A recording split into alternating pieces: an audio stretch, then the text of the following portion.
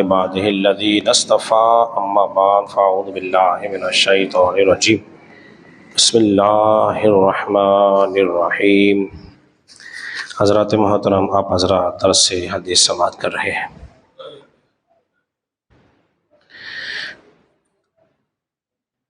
हज़रात गिरामी, जहाँ मुसलमान नमाज ईद के बाद अल्लाह की राह में कुर्बानी पेश कर रहे थे, वहीं पर ही एक दिल खराश वाक़या पेश आ गया और वो था कुरान की बेहुरमती का। स्वीडन के अंदर मुसलमान अपने रब के हुजूर सर्वा सुजूद हो रहे हैं, कुर्बानी कर रहे हैं, और स्वीडन जैसे मुल्क के अंदर कुरान की बेहुरमती की जा रही थी। और ये एक सोची समझी स्कीम है जो वक्तन फ़वक्तन वो दोहराते रहते हैं। कभी आज़ादी राय के नाम पर वो कार्टून बनाते हैं और रसूलुल्लाह सल्लल्लाहु अलैहि वसल्लम की गुस्ताखी करते हैं और बेइज्जत भी करते हैं। दुनिया ने देखा कि जिसने कार्टून बनाए थे अल्लाह ने उसको आग में जलवा दिया, कार में आग लग गई और वो जल के ही खाक हो गया। तो जो खाकी होते हैं उनके कार्टून बनाए जाते हैं, नूरियों के कार्टून नहीं बनाए जाते। बात समझ रहे आपके? और अब फिर देख लीजिए क्या हो रहा है इस वक्त फ्रांस में। अगर देखें तो आप पूरे फ्रांस में आग लगी हुई है, फसादात हो रहे हैं, झगड़े हो रहे हैं, बड़े बड़े सुपर मालों को लूटा जा रहा है। अल्लाह की गिरफ्त तो आएगी, अल्लाह की पकड़ तो आती जरूर है।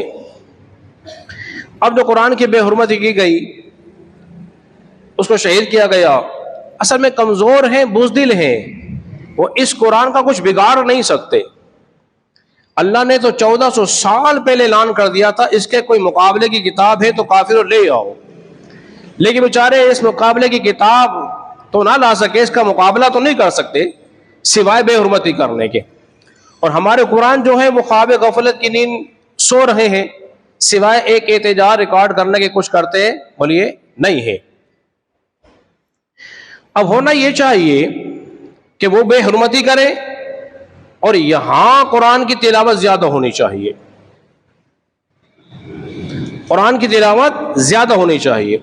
होना तो यह चाहिए था कि हमारी पार्लियामेंट में कुरान पढ़ा जाता, जितने वुज़रा थे वो कुरान सुनाते और पैगाम देते कि तुम बेहुरमती कर रहे हो और हम यहां अपने पार्लियामेंट में कुरान की तिलावत कर रहे हैं। ना तो जरदारी साहब कुरान पढ़ सकते हैं, ना बिलावल साहब पढ़ सकते हैं, और ना ही नवाज शरीफ और जितने बड़े बड़े लोग हैं ये कुरान पढ़ नहीं सकते, इसलिए कि इनको आता ही नहीं। और सबसे मैं खूबसूरत बता चुका हूं, आवाज जो है जानते हो किसकी प्यारी है? अल्लाह को सबसे प्यारी हदीस में लफ्ज आते हैं, कौन सी आवाज है? वो कुरान की तिलावत की आवाज प्यारी है।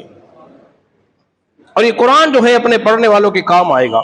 हजरात मोहतरम, एक हदीस पेश करके अपनी गुफ्तगू खत्म करता हूं, मगर उससे पहले मैं आपसे एक बात जरूर कहना चाहता हूं। खुदारा खुदारा खुदारा अपनी जिंदगी के अंदर कुरान को शामिल करो। आपने पूरा एक टाइम टेबल बनाया हुआ है, दोस्तों से मिलने का टाइम भी है, कारोबार के लिए भी टाइम है, हर चीज के लिए आपने टाइम निकाला। अब मैं आपसे पूछता हूं, बताइए कुरान टाइम कहां है? कुरान के लिए कितना टाइम निकाला आपने? जो कुरान पढ़े हुए हैं उन्हें चाहिए कम से कम एक रुकू जरूर पढ़ा करें। एक रुकू नहीं पढ़ सकते तो आधा रुकू जरूर पढ़ें। इसलिए रसूलुल्लाह सल्लल्लाहु अलैहि वसल्लम ने शाह फरमाया, अमल थोड़ा करो लेकिन मुस्तकिल करो। आप 5 लाइनें पढ़ें लेकिन पाबंदी से पढ़ें, वो इंशाअल्लाह 5 लाइनें जो है जिंदगी के अंदर बड़ा इनकलाब ले आएंगी। हदीस में आता है जब कल कयामत का दिन होगा, बड़ी अफरा तफरी होगी, हर आदमियों को नेकियों की जरूरत पड़ेगी, और एक नेकी मिल जाए तो बहुत बड़ी नेमत होगी उस आलम में। तो फिर होगा क्या? ऐसे उमामा बयान करते हैं, मजमुआ ज़वाइद के अंदर हदीस मुबारका मौजूद है, रसूलुल्लाह सल्लल्लाहु अलैहि वसल्लम ने अपने सहाबा के सामने कुरान की अहमियत को उजागर किया, खूब बयान किया। फरमाते हैं कि जब क़यामत का सख्त दिन होगा। तो कुरान जो है इंसानी शक्ल में आएगा और आने के बाद कहेगा, क्या तुमने मुझे पहचाना? क्या तुमने मुझे पहचाना? वो कहेगा तुम कौन हो? वो कहेगा मैं वो हूं कि जिसे तुम्हें बहुत प्यार था मुझसे, मेरे बगैर रह नहीं सकते थे, मेरे बगैर रह नहीं सकते थे, बड़ा प्यार था, हर वक्त मुझे पढ़ते थे, मुझसे मोहब्बत करते थे, मेरा कुर्ब हासिल था तुम्हें। वो कहेगा अच्छा शायद तुम कुरान हो? वो कहेगा हाँ हम कुरान है। कुरान आएगा किसके पास? कुरान पढ़ने वालों के पास आएगा, हर एक के पास कुरान नहीं आएगा।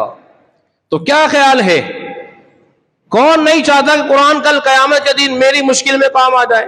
बोलिए, हम सब चाहते हैं ना। तो ये फकत चाहने से नहीं होगा, अमल करने से होगा। आज ही से अपना ताल्लुक कुरान के साथ मजबूत बनाओ, पाबंदी से पढ़ना शुरू करो। फिर होगा क्या? जब कुरान आएगा और फिर कुरान पढ़ने वालों को, कुरान पढ़ने वाले के वालिदैन को उम्दा लिबास, बेहतरीन लिबास पहनाया जाएगा। पढ़ेंगे ये, और इज्जत अफजाई किसकी हो रही है? उनके वालिदैन की।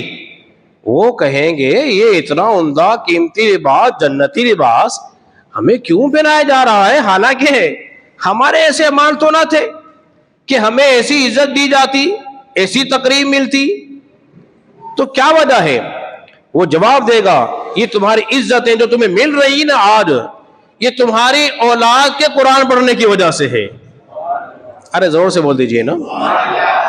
तुम्हारी औलाद की कुरान पढ़ने की वजह से इज्जत अल्लाह दे रहा है। जब हशर में कोई किसी का नहीं होगा, अल्लाह वहां इज्जतें देगा। तो क्या ख्याल है जब हम दुनिया में कुरान को पढ़ेंगे तो हमें कितनी इज्जतें मिलेंगी? अगर हम चाहते हैं इज्जतें, तकरीम, माल, दौलत, हर आदमी ख्वाहिशमंद है, तो यकीन जानिए हम कुरान से हमें मिलेगी। अगर आज हमने कुरान को छोड़ दिया तो फिर ये हमें छोड़ देगा, फिर हम कहां जाएंगे? याद कुरान अपने पढ़ने वालों की शफात करेगा। तो आज हम उन्हें पैगाम दे दें कि तुम बेहुरमती करते रहो, तुम्हारा मुकद्दर है, लेकिन हम इस कुरान को ज्यादा पढ़ेंगे। अब जवाब देंगे। अब देखिए ना, हाल ही में मुझे एक बात याद आई, रूस के सदर एक मस्जिद का उसने विजिट किया, तो मस्जिद के इमाम ने उसे बेहतरीन कुरान मजीद फुरकान हमीद का तोहफा दिया, जिससे अभी हमने हाल ही में तेल खरीदा है। और उसने उस कुरान को क्या किया? अब देखिए, उसने उस कुरान को लेकर अपने यूं सीने से लगाया, सीने से लगाया। उसके अल्फाज सुनिए, उसने कहा ये इतनी मुकद्दस किताब है कि मेरे महल में जगह नहीं रखने को, मैं किस जगह इसको रखूं जो इससे मुकद्दस जगह हो, इससे ज्यादा मुकद्दस जगह हो। तो ऐसी कुरान की वाबस्तगी उसको हो रही है। अल्लाह ने चाह ईमान ले आया तो ईमान वो ले आया, तो इस्लाम का झंडा वहां भी करेगा इंशाअल्लाह। और एक वक्त आएगा इस सारी दुनिया में जो है इस्लाम ही इस्लाम नजर आएगा, और ये कुफार मुशरिकीन सबके सब खत्म हो जाएंगे। अल्लाह रब्बुल इज्जत के बारगाह में दुआ करें, खालिक के कायनात हम सबको समझने और अमल पैरा होने की तौफीक अता फरमाए।